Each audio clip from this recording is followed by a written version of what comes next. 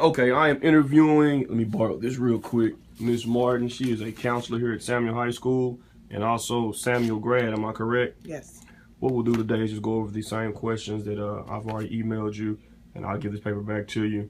But what we want to do is get another perspective from a different type of administrator or an administrative capacity on school vision and implementation. So I'll go ahead and start the first question. Okay. How does the campus acknowledge, recognize, and celebrate those who implement strategies in support of the campus vision? I'll give that back to you. Usually what happens is we have what's called the Teacher of the Month, and the Teacher of the Month is recommended by their peers and by the administrative staff. And so what'll happen is an email is sent out, and the assistant principal goes into their PLCs and they talk amongst themselves, or they meet with the instructional coach to see what's going on in the classrooms and to see who is excelling. They also look at data. They look at sometimes they get student responses, different things like that, and then those teachers are put together for what's called a Teacher of the Month. Their picture is taken and they are usually given either a gift card or something to where they can go to a restaurant or something like that to kind of pamper themselves. There's also a Student of the Month, and the process is very similar. And so students are able to, their pictures also taken. I'm not sure whether they receive like a gift card or something like that, but that's how that goes. If there is a parent or something like that, those people would be, that person or those people would be recognized in either the SBDM and or the Parent-Teacher Association meetings that we have. Let me just ask you on the Teacher of the Month, because as a teacher, I'm kind of curious. How is that person?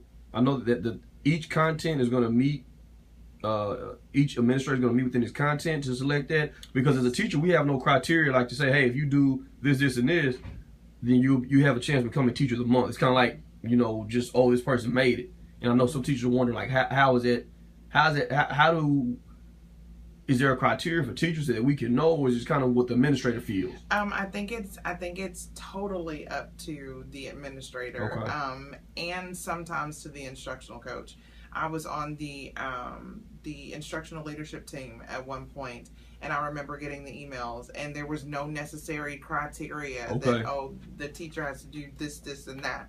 No, it's just that the administrator recommends them for going above and beyond. Okay. And the administrator puts their own spin on it. Like I said, be it data, be it, you've gone the extra mile to help a colleague, you've gone the extra mile to help a student, things like that. Right. Student of the Month. Who's going to be selecting that? And how's that process again? The Student of the Month comes from the administrator, as far as I know. Okay. Because I don't think it's new to the school, but I wasn't in that process this year, so it may have tweaked a little bit. But a Student of the Month comes from the teachers, and the teachers recommend a student or students to the administrator, and then the administrator recommends that to the instructional leadership team. Okay. Let me see.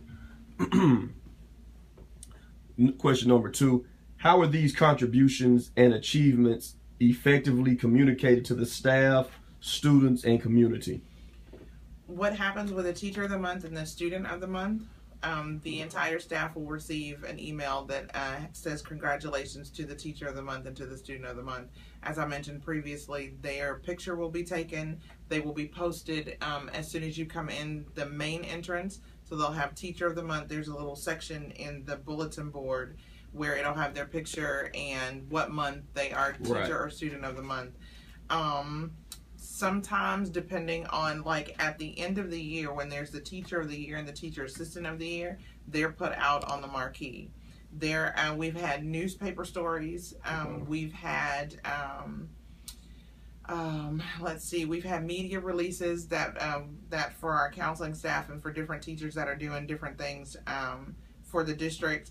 We've had recognition at faculty meetings, recognition at PTA meetings, recognition at senior parent meetings, different things like that.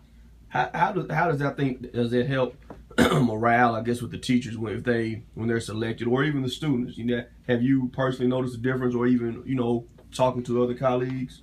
I think what happens is because there is an incentive out there, Mm-hmm. although the process is cloaked in mystery, if Right. you will.